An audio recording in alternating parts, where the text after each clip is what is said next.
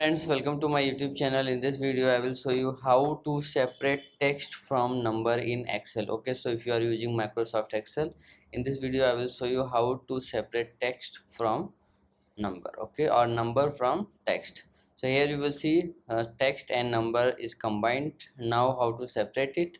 So if you are new, you will see, you will do like this. Okay, if you do not know this trick, you will do like this. Type all these numbers separately. Okay, but I'm going to show you the trick by which you can easily do it.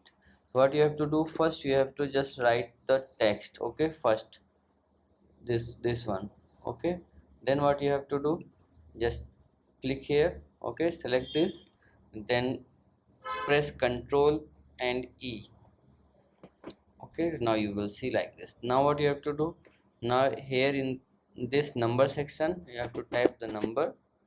Okay, now again select it, then Ctrl plus E, and you can also delete this.